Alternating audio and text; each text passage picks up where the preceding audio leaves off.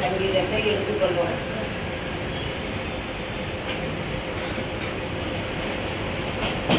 கர்த்தருக்கு பூங்காட்டை பாடுங்கள், பூமியின் குடிகளே எல்லாரும் கர்த்தரை பாடுங்கள்.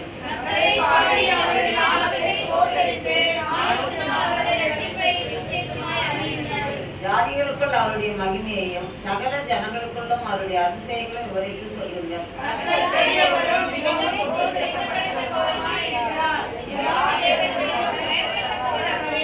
சகல ஜனங்களுடைய தேவர்களும் விக்கிரகங்கள் தானே, கர்த்தரோ வானங்களை உண்டாக்கினவர்.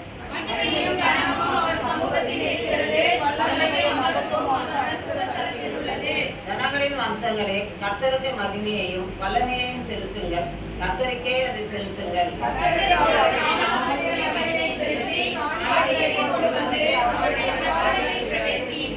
பரிசுத்த அலங்காரத்துடனே கர்த்தரை தொழுது கொள்ளுங்கள். பூலோகத்தாரே நீங்கள் யாவரும் அவருக்கு முன்பாக நடுங்குங்கள்.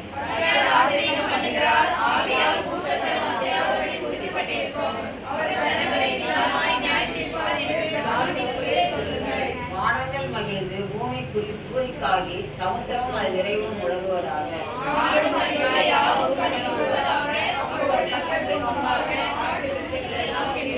சேர்ந்து வாசிப்போம். அவர் வருகிறார், பூமியை நியாயத்தீர்க்க வருகிறார்,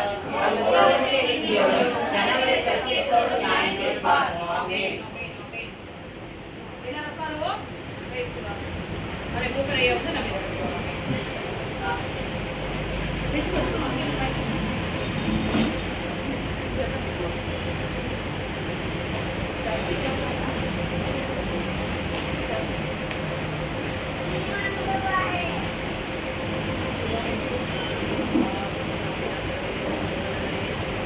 எல்லாரும் கண்களை மூடுவோம். ஹல்லேலூயா. எல்லாரும் கண்களை மூடி பயபக்தியோடு கூட கர்த்தருக்கு முன்பாக எல்லாரும் கண்களை மூடி, சின்ன பிள்ளைகள் எல்லாரும் கண்களை மூடி. பரிசுத்த ஆவியானவரே, 4 நாட்களும் எங்களை ஆண்டவரே அப்பா ஜீவனோடு காத்து எல்லா தேவைகளையும் சந்தித்து மீதம் எடுக்க வைத்தேரே அப்பா. உமக்கு ஸ்தோத்திரம் ஆண்டவரே, ஸ்தோத்திர கர்த்தாவே. உம்முடைய கண்கள் எங்கள் மேல் நோக்கமாய் இருந்ததற்காய் நன்றி ராஜா. இவ்வளவுதானா நன்றி சொல்லுங்க, நல்ல நன்றி சொல்லுங்க ஆண்டவரே. உம்முடைய கண்கள் ஆண்டவரே அப்பா எங்கள் மேல் நோக்கமாய் இருந்ததற்காய் நன்றி ராஜா. தகப்பனே உம்மை துதிக்கிறோம், உம்மை கர்த்தாவே ஆராதிக்கிற ராஜா.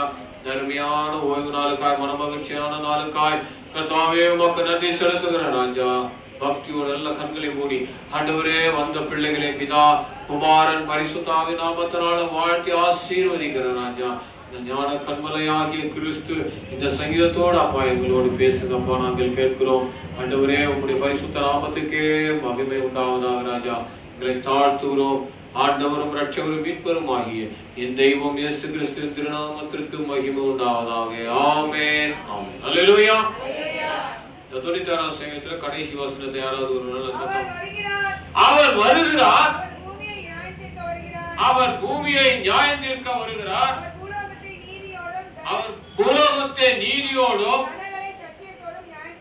ஜனங்களை சத்தியத்தோடும் நியாயம் தீர்ப்பார். அல்லேலூயா. ஆண்கள் பகுதியில் யாராவது ஒருவர் வாசிங்களா? சத்தத்தை உயர்த்தி வசனம் தான வாசிங்க சொல்றோம், வாசிங்க. சகோதரர்கள் யாரும் வாசிக்க மாட்டீங்களா? சரி, நாளை வாசிங்க. அவர் வருகிறார், சொல்லுங்க. அவர் வருகிறார், அவர் பூமியை நியாயம் தீர்க்க வருகிறார், அவர் பூலோகத்தை நீதியோடும் ஜனங்களை சத்தியத்தோடும் நியாயம் தீர்ப்பார். அல்லேலூயா. இன்னைக்கு நாம எடுத்துக்கொண்ட வசனத்தினுடைய அவர் வருகிறார். அல்லேலூயா. இதோ மரித்தேன், சதா காலம் உங்களோடு கூட இருக்கிறேன் என்று சொன்னவர் இப்பொழுது அவர் வருகிறார், நான் வருகிறேன் என்று சொல்லுகிறார். அல்லேலூயா. அவர் பூமியை நியாயம் தீர்க்க வருகிறார், அவர் பூலோகத்தை நீதியோடும் ஜனங்களை சத்தியத்தோடும் நியாயம் தீர்ப்பார். இந்த வசனத்தை ஆராய்ந்து பார்க்கணும் என்று சொன்னால் நேரம் போகாது. அது கிட்டத்தட்ட ஒரு 3 மணி நேரம். இப்போ ஆரம்பிச்சோம்னா கூட 11 மணிக்கு ஆரம்பிச்சோம்னா 12 மணிக்கு 3 மணி வரையிலும் போவோம். அவ்வளவு விஷயங்கள் இந்த வசனத்தில் அவர் வருகிறார் என்றதுக்கு நிறைய காரணங்கள் இருக்கிறது. வெளிப்படுத்தல் 1:1 வாசித்துங்க. வெளிப்படுத்தல் 1:1 கடைசி டக்குன்னு எடுங்க. சீக்கிரத்தில் சம்பவிக்க வேண்டியவைகளை நம்முடைய ஊழியக்காரருக்கு காண்பிக்கும் பொருட்டு தேவன் இயேசுவுக்கு ஒப்புவித்ததும் இவர் தம்முடைய தூதனை அனுப்பி நம்முடைய ஊழியக்காரனாகிய யோவானுக்கு வெளிப்படுத்தினதுமான விசேஷம். ஆமென். அல்லேலூயா. அப்போ இதனுடைய காரியம்னா சீக்கிரம் வராராம். அல்லேலூயா. சீக்கிரம் நாட்களே இல்ல. ஆனா கிறிஸ்தவர்கள் சபைகள் எல்லாம் இன்னைக்கு தூங்கி கொண்டு இருக்கிறது. அல்லேலூயா. ஆமா, எவ்வளவு பேருக்கு அது உணர்றதுன்னு தெரியல. அல்லேலூயா. ஆமா, ரொம்ப சீக்கிரம் வராராம். இன்னமும் நம்ம சபைகள பெரும்பாலும் ஒரு 90% சபைகள் என்ன பண்ணிட்டு இன்னமும் தாளாட்டிட்டு இருக்கிறாங்க. அல்லேலூயா. யாரை அவர்கள் தாளாட்டுகிறார்கள் என்றால், பிசாசுக்கு எதிர்த்து நில்லுங்கள், அவன் உங்களை விட்டு ஓடி போவான் என்று சொல்வதற்கு பதிலாக பிசாசு பிடித்தவர்களையும் பண ஆசை பிடித்தவர்களையும் உலக ஆசை பிடித்தவர்களையும் தேவனுடைய வார்த்தையை அவர் அங்கீகரிக்காமல் மறுதலிக்கிறவர்கள், உலகத்தில் உள்ளவைகளும் நீங்கள் நேசித்தால் அவை எனக்கு விரோதமாய் இருக்கிறது என்று சத்திய வார்த்தைக்கு விரோதமாய் அவர்கள் எழுப்புகிறார்கள் என்பதுதான் அதி முக்கியமான விஷயமாக இருக்கிறது. இன்றைக்கு சபைகள் தாளாட்டிக் கொண்டிருக்கிறது. யார் என்றால் பிசாசானவனை தாளாட்டி அவன் மூலமாய் கிடைக்க பெறுகிற அநியாயமான லாபத்துக்காய் இன்றைக்கு அநேக சபைகள் விசுவாசிகள் விழுந்து கிடக்கிறார்கள். அல்லேலூயா. விடுதலை சத்தம். அல்லேலூயா. பெரிய ஊழியக்காரர், நிறைய விசுவாசிகள் இன்னைக்கு அதேல நேற்று கூட ஊழியக்காரர்கிட்ட எங்களுக்கு தர்க்கம். ஒருவர் ஞானஸ்தானம் எடுத்து சபையில இருந்து அவர் தப்பி வெளியே வந்து பின்மாற்றமாகி போய் கொண்டிருக்கிறார். நல்லா கவனிங்க. ஓபனா சொல்லனா, அவர் ஒரு கொலை குற்றத்திலே சம்பந்தப்பட்டவர். A1 accused. அவர் தப்பித்து போய் ஒரு சபையில அடைக்கலம் புகும் பொழுது அங்கே இருந்த ஊழியக்காரர் அவருக்கு சத்தியத்தை போதித்து அவரை சில காலம் சிறையில வைத்து அவரை தவறு ஒன்றும் இல்லை அவர் மேல சொல்லி நிர்மாணமாகி அவர் வெளியே வந்து திரும்ப சபைக்கு போகாம திரும்ப பின்மாற்றத்துக்காக தப்பி வந்து வேறொரு இடத்துல அடைக்கலமாகி அங்கே வாழ்ந்துட்டார். அல்லேலூயா. பலமுறை நானும் என்னுடன் சேர்ந்த அநேக ஊழியக்காரர்கள் அவரை கூப்பிட்டு புத்திமதி சொல்லி சபைக்கு வாங்கணும் வரல. ஆனா முந்தா நாள் நைட்டு அவர் இறந்துட்டார். திடீர்னு உடம்பு சரியாம இருந்தாரு, இறந்துட்டார். அல்லேலூயா. அவர் அடக்கம் பண்ணலாமா வேணாமா? அவன் பண்ணலாம் கூட வேற யாராச்சும் அவங்க சொந்தக்காரங்க வச்சு பண்ண போறாங்க. ஆனா அவங்க தம்பி 4 பேர் என்ன சொல்றாங்க, அவர் ஒரு கிறிஸ்துவர், அவர் சத்தியம் ஞானஸ்தானம் எடுத்து வரையா, எப்படியாவது அவரை கிறிஸ்துவ முறை பிரகாரம் தான் அடக்கம் பண்ணணும்னு சொல்றாங்க. கடைசி காலத்துல அடக்கம் பண்ணலாமா வேணாம்? விசுவாசின்னு சொல்லுங்க. மௌனம் சாதிக்கிறத பார்த்தா நீங்க நானும் உங்களை பணம் கேட்கிற மாதிரி இருக்குது. அல்லேலூயா. சொல்லுங்க. முடியாது. பண்ணலாம். அவரை மன்னிக்க முடியாதா? ஆனா கடைசியா சில ஊழியக்காரர்கள், நானும் என்னுடைய தம்பியும் இன்னொரு ஊழியக்காரர் இங்க இருக்கிற அருமையான பாஸ்டர் பாபு ஜோசப்னு ஒரு ஐயா, அவரு கூட அவர் போயிட்டு உன்னுடைய பாவத்தெல்லாம் அறிக்கையிடுற, அவனுக்கு எவ்வளவு சொன்னனே, அவர் கட்டிந்து பேசக்கூடிய ஒரு ஊழியக்காரர் போய் சொல்லி என்ன பண்ணாரு, அவர் சத்தியத்துல சொன்னார். இன்னொரு என்னுடைய தம்பி போய் பாவத்தெல்லாம் அறிக்கையிடுங்க நீங்க அப்படின்னா, நான் அறிக்கையிடுறேன், நான் அறிக்கையிட்டு கொண்டே இருக்கிறேன். எங்க மனைவி போய் சொன்னாங்க, அக்கா இப்பதாங்க ஊழியக்காரர் சொல்லிட்டு போனாரு ஆனந்தையா, நீங்க நம்ம எல்லாத்தையும் நான் ஒப்பு கொடுத்துட்டேங்க, எல்லாத்தையும் நான் பரிசுத்தமா ஆயிடுறேங்க, நான் இனி எந்த பாவமும் செய்ய மாட்டேங்க, இனி நான் தப்பி வந்தா நான் பரிசுத்தமா வாழுங்க, அப்படி இல்லைன்னா நான் கர்த்தரோடு கூட ஒப்புரவாயிடுறேங்கன்னு சொன்னேன். அல்லேலூயா. அடியேனும் போய் சொல்லும் போது நான் ஒப்புரவாயிடுறேன், எல்லாவற்றையும் ஒப்பு கொடுக்குறேன். ஆனா நேற்று அவருடைய அடக்கத்துக்கு பாத்தீங்கன்னா எந்த ஊழியக்காரரும் முன் வர மாட்டாங்க. அல்லேலூயா. ஆமா, மன்னிக்கிறதுக்கு அவங்களுக்கு கொஞ்சம் கூட என்ன சொல்றது ஞானமே இல்லை. பெரிய பரிசுத்தவான்கள் போல தங்களை காண்பித்து அநியாயத்தில் விழுந்து கொண்டிருக்கிறார்கள். அதுதான் இன்றைக்கு சத்தியம். அல்லேலூயா. அவர் வருகிறார். எவ்வளவு சீக்கிரம் மரணத்தில் இருப்பவனை கூட நாம் என்ன பண்ணுவோம், சத்தியத்தை சொல்லி விடுதலை அடைக்கிறோம். ஐயோ அதெல்லாம் முடியாது, அவர் அறிக்கையிட்டார். நான் நினைக்கிறேன் அவரு இயேசு கிறிஸ்துவை அவர் தெய்வமாய் ஏற்றுக்கொண்டவர் தான். எப்பவும் அவர் ஒரு சிலுவை தொங்கிக்கிட்டே இருக்கும். ஆனா அவர் இயேசு கிறிஸ்துவை விசுவாசிக்கிறார். முழுமையா தன்னை வெளிப்படுத்திக் கொண்டு வர முடியல. அவர் உள்ளத்திலே பல காரியங்கள் ஓடிக்கொண்டிருக்கிறது. அதை ஆராய்ந்து பார்க்கணும் ஊழியக்காரன். இதுக்கு சொல்லப்பட நேரம் நிறைய எடுக்கும். அல்லேலூயா. சுருக்கமா சொல்ற இவர் பண்ண அந்த தப்புக்கு மனப்பூர்வமா இவர் மன்னிப்பு கேட்காதனால அதே அவருடைய கர்ப்ப பிறப்பாகிய தன்னுடைய மகனும் அதே மாதிரி ஒரு கொலை செஞ்சிட்டான். அல்லேலூயா. அதனால அவர் ஜெயில இருக்கிறான். அதனால அவருக்கு அந்த வருத்தம் அவர் அதுல இருந்து வெளியே வர முடியல.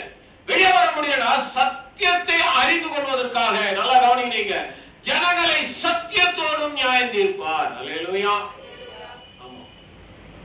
மோசே என்ன பண்ணாங்க? மோசே பிறப்பின் காலத்துல 2 வயசு குழந்தைல வெட்டி போட்டாங்களா, எல்லாத்தையும் சாவடிக்க சொன்னாங்க, மறுத்து வச்சுக்கிட்ட சொல்லி. ஆண்டவர் பிறக்கும் போது என்ன சொன்னாங்க? எல்லாம் 2 வயசு குழந்தைகளும் இந்த மாதிரி அடுக்கிக்கிட்டே போலாம், நிறைய காரியங்கள் இருக்கிறது, நல்லா யோசனை பண்ணோம், சத்தியத்தை அறிந்தவர்கள் நாம. அப்ப சத்தியத்தின் பிரகாரம் தான் அந்த மாதிரி கர்ப்ப பிறப்பாகிய நீ உன் கர்ப்ப பிறப்பை நீ உதாசனப்படுத்தினா, அதை விட்டு நீ வெளியே வந்துட்டேனா அதே தப்பு, நீ என்ன தப்பு பண்றியோ அதே தப்பு அவனுக்கு நடக்கும். அல்லேலூயா. அப்ப பாத்தீங்கன்னா அவர் அது அப்படியே அந்த வேதனையிலே இருந்து கடைசி 2-3 நாட்கள்ல தான் கர்த்தரோடு கூட ஒப்புரவானார். அடியேன் அதை விசுவாசிக்கிறேன். அல்லேலூயா. யாரும் வரல. அதுக்கப்புறம் என் தம்பி கிட்ட போய் கன்வின்ஸ் பண்ணி அவரை கூப்பிட்டு வந்து அவரும் நானும் தான் அடக்க ஆராதனை பண்ணுவோம். அல்லேலூயா. போலெல்லாம் வைக்க கூடாதுன்னு சொல்லிட்டோம். ஆனா வைக்கிற கடைசியில் அவங்களுடைய நண்பர்கள், அவங்களுடைய சகாக்கள், அவங்களுடைய சொந்தக்காரெல்லாம் லாஸ்ட் மினிட் 2 மோளத்தை எடுத்து வந்து வச்சு ஒரு அமக்கலம். அல்லேலூயா. நாங்க அப்படியே வெளியே போய் அந்த பக்கம் சுடுகாடு போய் அவரை நல்லா அடக்கம் பண்ணி, இங்க அவர் எடுக்கும் பொழுதோ இங்க வீட்டுல என்னுடைய தம்பி ஒரு செய்தி கொடுத்தார். கட்டிந்து கொண்டு அவர் மரித்தவரை அவருடைய பழக்க வழக்கங்கள் எல்லாவற்றையும் ஒண்ணு விடாம சொல்லி சத்தியத்தை சொல்லி அங்க இருந்த ஜனங்கள் எல்லாம் பின் டிராப் சைலண்ட். அல்லேலூயா. அப்படியாக அவர் அடக்கம் பண்ண மாட்டார். ஏன்னு சொன்னா சத்தியத்தோடு நியாயம் இருக்க போகிறார். அல்லேலூயா. அவர் வருகிறார். முதல் சப்ஜெக்ட். 2வது பூமியை நியாயம் இருக்கிற வருகிறார். 3வது பூலோகத்தை நீதியோடும் ஜனங்களை சத்தியத்தோடும். அல்லேலூயா. இந்த சப்ஜெக்ட்டுக்கே வரல, இருந்தாலும் உங்களுக்கு சொல்றேன். ஒரே ஒரு வார்த்தை சுருக்கமா சொல்லி நான் முடிக்கிறேன். இங்க இருக்கிற நிறைய தாய்மார்கள் உங்க பிள்ளைகளை என்ன பண்ணோம், இன்ஜினியர் ஆகணும், டாக்டர், உலகத்துல மிகப்பெரிய அறிவாளியா வரணும், அப்படிதான் நம்ம என்ன பண்ணுவோம், எதிர்பார்ப்போம். ஆனா இங்க உலகத்துல நமக்கு தாறுமாறா நடக்குது. நாம எதிர்பார்க்கிற மாதிரி பிள்ளைகள் படிக்கல. அது ஏ ரேங்க் வாங்கணும், டி ரேங்க் வாங்கணும், டி ரேங்க் வாங்கணும், இ ரேங்க் வாங்கணும், எங்க கீழே போய் நிற்கு. எல்லா பெற்றோர்கள், கிறிஸ்துவ பெற்றோர்கள் என்ன கேட்கிறாங்க, ஊழியக்காரர்கிட்ட வந்து என் பிள்ளை சரியா படிக்கலாமா, சரியாவே அவன் எழுத மாட்டாமா, என்ன சொன்னாலும் அவன் கேட்கிறாமா, ஏதோ கொஞ்ச நேரம் ஜெபம் பண்றான், கொஞ்சம் வேலை வாசிக்கிறான், சர்ச்சுக்கெல்லாம் ஒழுங்கா போயிடலாம், படிப்பு மட்டும் ஏறலாமா. அல்லேலூயா. இதுக்கு வேதம் என்ன சொல்லுகிறதுன்னா, ஆண்டவர் என்ன சொல்கிறாருன்னா, ஒளியின் பிள்ளைகளை பார்க்கிறோம் இந்த உலகத்தின் பிள்ளைகள் அதிக ஞானம் உள்ளவர்களா இருக்கிறார்களா. ஏன் சபையில அநேக இடத்துல அநேக ஊழியக்காரர்கள் வர முக்கியமான கம்ப்ளைண்ட் இதுதான். ஏன் எனக்கு இப்படி வாய்த்தது, ஏன் எனக்கு இப்படி வாய்த்தது, ஏன் எனக்கு இப்படி வாய்த்தது, ஏன் இப்படி எனக்கு நடக்குது, எனக்கு மட்டும் ஏன் இப்படி நடக்குது. ஆனா இங்க நாம நிதானமாய் வேதத்தை வாசி, அவர் பூமியை நியாயம் தீர்க்க வருகிறார், அவர் பூலோகத்தை நீதியோடும். அல்லேலூயா. அப்போ பூலோகம் என்பது என்ன, பூமி என்பது என்ன, இதுக்கெல்லாம் விளக்கம் கொடுக்கணும்னா நேரம் ஆகும். அதனால உங்களுக்கு ஷார்ட்டா சொன்ன, உங்க பிள்ளைகள் அடுத்த பிள்ளைகளை விட கம்மியா படிக்கிறான், கம்மியா மார்க் எடுக்கிறான்னா அதுக்கு ஒரு காரண காரியங்கள் இருக்கு. அல்லேலூயா. நல்லா கவனமா கேளுங்க. ஏன் என் பிள்ளைக்கு மட்டும் இப்படி சம்பவிக்குது, ஏன் என் பிள்ளைக்கு, என்னுடைய குழந்தைகளுக்கு மாத்திரம் இப்படி சம்பவி, புத்தி இல்லாம இருக்கிறானே, ஏன் ஞானம் இல்லாம இருக்கிறானே, ஆனா சர்ச்சைக்கு மட்டும் ஒழுங்கா போயிடுறான். அல்லேலூயா. நல்லா பைபிள் படிக்கிறான், நல்லா இருக்கிறான், சர்ச்சையில மட்டும் அழகா இருக்கிறான். ஆனா பெற்றோர் நாம என்ன சொல்றோம், என்ன தண்டத்துக்கு இருக்கிறாடா, ஒன்னதுக்கு லாய்க்கலையடா, ஒரு மார்க்கம் வாங்க மாட்டாடா அந்த பிள்ளைகளை நம்ம என்ன பண்றோம். ஏட்டா அவன் வர்றான், எப்படி வரான், அவன் சர்ச்சைக்கே போலடா, அவன் வர்றான் எவ்வளவு 100க்கு 98 மார்க் வாங்குறான்டி, 100க்கு 39 40 வாங்கி வந்து நிக்கிறேடா, வெக்கமா நாங்க எப்படா வெளியே போறது. உலக ஜனங்களும் இதை புரிந்து கொள்ளாமல், என்னுடைய பையன் நல்லா படிக்கிறான், என் பையன் கலெக்டர் ஆயிட்டான், என் பையன் டாக்டர் ஆயிட்டான், என் பொண்ணு டாக்டர் ஆயிட்டான், உலக பிள்ளைகள் சொல்றேன். ஆனா கிறிஸ்தவ பிள்ளைகள் நிறைய வரல, நிறைய பிள்ளைகள் படிக்கல, எல்லாம் படிச்சிருந்தா டாக்டர் எங்கேயோ போயிருக்கும். அல்லேலூயா. அதிக ஞானவான்கள் எல்லாம் இந்த பூமியில அவர்களுக்கு என்ன உண்டா, நியாய தீர்ப்பு உண்டு. அல்லேலூயா. ஏற்கனவே உங்களுக்கு சொன்னது சொல்றேன். ஆஸ்பெஸ்டிஸ்ல மொத்தமே 7 டாக்டர் தான், நல்லா ஞாபகம் வச்சுங்க. அதுல ஒரு டாக்டர் இந்தியாவை சேர்ந்தவர், அவரும் மலையாளி. இங்க சென்னையில தான் ஒரு பெரிய ஹாஸ்பிட்டல் வச்சாங்க. அவரே என்ன பண்ணாரு, மாடியில இருந்து குச்சி செத்துட்டாரு. அவருக்கு ஒரு போராட்டம், அவருக்கு ஒரு ரைட் சைடுல ஒரு ப்ராப்ளம் வயிற்றுல. கேன்சர், அது குணப்படுத்த முடியாது டாக்டர் சொல்லிட்டாங்க, 4th ஸ்டேஜ். அவரும் என்ன பண்ண, வயிறு தாங்க முடியாம மேல 7 டாக்டர்ல அதி முக்கியமான நம்பர் 1 டாக்டர் இவர் தான். இவர்கிட்ட தான் ஆலோசனை கேட்பாங்க. லண்டன்ல இருந்தாலும் சரி, அமெரிக்காவில இருந்து, ஐரோப்பில எங்க இருந்தாலும் இவரை கன்சல்ட் பண்ணி தான் செஞ்சு ஆபரேஷனே நடத்துவாங்க. அப்பேற்பட்ட ஞானம் அந்த கிறிஸ்டியன் பாஸ்க்கு யாரும் இல்லை. செரியன் ஃபவுண்டேஷன் நல்லா கேள்விப்பட்டீங்க. டாக்டர் செரியன் நல்லா உங்களுக்கு, நான் ஒரு ஹாஸ்பிட்டல் போயிருக்கேன், அவரை பார்த்துருக்கிறேன். நல்லா அழகா இருப்பார். அவரை சொல்லணும் நம்பியார் போல இருப்பார், நடிகர் நம்பியார் போல இருப்பார். அதே ஹைட் வெயிட், அதே கலர், நல்லா அழகா இருப்பார். ஆனா அவருடைய ஞானம் என்ன ஆயிடுச்சுன்னா, மாடி மேல இருந்து குதிச்சு சாகுற மாதிரி ஆகி போச்சு ஞானம். அல்லேலூயா. அப்போ பக்கத்துல ஒரு பையன் வச்ச கிறிஸ்துவ, அவன் நல்லா சபைக்கு போறான், நல்லா ஆராதிக்கிறான், தேவனை நல்லா வணங்குறான். ஆனா அவனுக்கு அந்த டேலண்ட் இல்லையே. ஏன்? உலகம் ஞானத்தின் அந்த சராசர ஆல் யூனிவர்ஸ் எல்லாத்துக்கும் அதிபதியாக தேவனை வணங்குற பிள்ளைக்கு ஞானம் இல்லை என்றால், இந்த ஞானம் எல்லாம், இந்த பூமிக்குரிய ஞானம் எல்லாம் இந்த பூலோகத்திலே, இந்த பூமியிலே அழிந்து போகிறது. வசனத்துடைய அதிகாரமும் வசனத்துடைய ஞானமும் தான் பரலோகத்திலே பேசும். சத்தியம் தான். சத்தியமாக உங்களை நியாயம் தீர்க்கிறார் என்று சொன்னால், இந்த சத்திய வசனம் உன் பிள்ளைக்கு இருப்பதனாலே பரலோகத்தினுடைய வாசி. அல்லேலூயா. அவன் பரலோகத்தினுடைய பிள்ளை. நல்ல கரங்களை தட்டி, நல்ல நீங்களே தட்டி விடுங்க. அல்லேலூயா. அவன் சத்திய வசனம் இந்த பூமியில கிடைக்கப்பட்டு அவன் பரலோகத்திலே பரலோகவாசியா இருக்கிறான். அதுதான் 7வது கண். அல்லேலூயா. 6 கண்களை உடையவர். இதுக்கெல்லாம் விளக்கம் சொல்ல நேரம். அதை நல்லா யோசனை பண்ணீங்க. உங்க பிள்ளைகள் படிக்கல, அவன் ஞானத்துல குறைவில்லை, நான் பைபிளை சொல்லி கொடுங்க. அல்லேலூயா. ஒரு ஊழியக்காரர் சொன்னார், ஐயா நான் அனுபவிக்காத வேதனையே இல்லையா. தானியேல் புத்தகத்தையும் வெளிப்படுத்தல் புத்தகத்தையும் படிக்க சொன்னார் ஒரு ஊழியக்காரர். அதை என் மனைவிக்கு படிக்க சொல்லி, புத்திசுவானது பில்லி சூனிய வைத்த ஒரு மகளுக்கு வெளிப்படுத்தல் விசேஷத்தின் தானியேல் புத்தகத்தை படித்த பொழுதுதான் என் மனைவி விடுதலாகி இன்னைக்கு நான் ஊழியம் செய்கிறேன். கர்த்தருக்கு முன்பாக நான் ஒன்றும் இல்லை, என் ஞானம் ஒன்றும் இல்லையா. அல்லேலூயா. வேற ஏதோ வெளிப்படுத்தார், வேற ஏதோ சுகம் கொடுக்கார். பில்லி சூனியத்துக்கு எந்த டாக்டர் கிட்ட நான் போயிட்டு வந்துங்கப்பா. எவனாச்சும் ஒரு டாக்டர் சுகமாக்கிட்டான்னா நாங்க இந்த கிறிஸ்தவத்தையே விட்டு போயிடணும். அல்லேலூயா. சவால் விடுகிறோம் நாங்க. அல்லேலூயா. பில்லி சூனியம் மாந்திரத்துக்கு டாக்டர் கிடையாது. ஒரே டாக்டர் இயேசு கிறிஸ்து தான். அவருடைய ரத்தம் தான். தட்டுகையால உற்சாக தட்டு. அவர் சத்தியத்தோடு உன்னை நியாயம் தீர்க்க வருகிறார். சத்தியம் இல்லனா, வசனம் உனக்குள்ள இல்லனா, உன் இருதயத்திற்குள்ள இல்லனா, நீ அப்படியே காலி. நான் சொல்ற கடைசி காலத்தில் நிற்கிறோம். ஏதோ ஒரு ஐயா கேட்டார் போன செவ்வாய்க்கிழமை சாயந்தரம் 7:30 மணிக்கு ஒரு சர்ச்சில் பைபிள் ஸ்டடி போறாங்க. கேட்டார் பெரம்பூர்ல, ஐயா நீங்க ரட்சிக்கப்பட்டு எவ்வளவு நாள் ஆகுதுங்க? ஐயா நான் 80 லட்சம் ரட்சிக்கப்பட்டேன். அதெல்லாம் போய் சொல்றீங்க நீங்க. நல்லா யோசனை பண்ணி சொல்லுங்க. எல்லாரும் கேட்டோம் 80, 90 எல்லாம் above 80, 60, 90 இப்படிதான். நாங்க எல்லாமே வயசுல பாத்தீங்கன்னா above 60க்கு மேலதான். எல்லா வயசானவங்க தான் உட்காந்துரும். என்ன 4 முறை கேட்டாரு. 4 முறை தப்பா தான் நான் பதில் சொன்னேன். அல்லேலூயா. நான் சொன்னா பெரிய ஞானவான்லாம் கிடையாது. நாங்க கர்த்தர் கொடுக்கிற பிச்சை, அவருக்கு அவர் நடத்துகிற வசனம் சத்தியம் தான். அல்லேலூயா. அவர் சொன்னார், உங்களுக்குள்ள வார்த்தை சத்தியம் என்னைக்கு கிரியை செய்கிறதோ அன்னைக்கு தாயா உனக்கு ரட்சிப்பின் நாள். அல்லேலூயா. கை தட்டுங்க. அல்லேலூயா. கண்களை போடுவோம். நிறைய காரியங்கள் இருக்கிறது, நிறைய விஷயங்கள் இருக்கிறது. ஆனா இது கடைசி காலத்தில் இருக்கிறோம். நீங்க பிள்ளைகளை கடிந்து கொள்ளாதீங்க, பிள்ளைகளை கோபம் ஊட்டாதீங்க. சத்திய வசனத்திலே, சத்திய வசனம் அவர்கள் இருதயத்தில் இருக்கிறான்னு பாருங்க. சத்திய வசனத்தின் மூலமாய் ஆவியானவர் கிரியை செய்கிறாரா பாருங்க. சத்திய வசனத்தினால் அவருக்கு அபிஷேகம் இருக்கிறதா பாருங்க. சத்திய வசனத்தினால் அவர்கள் தலைமையில எண்ணெய் படுகிறதா என்று பாருங்க. அவர்களை கர்த்தர் நியாயம் தீர்ப்பார். அல்லேலூயா. ஆமா, உலகத்தாருடைய உலக ஞானம் எல்லாம் இந்த பூமியோடு அழிஞ்சு போயிடும். அல்லேலூயா. அதுதான் பூலோகமோ பூமி என்ற வார்த்தை இங்க கொடுக்கப்பட்டிருக்கிறது.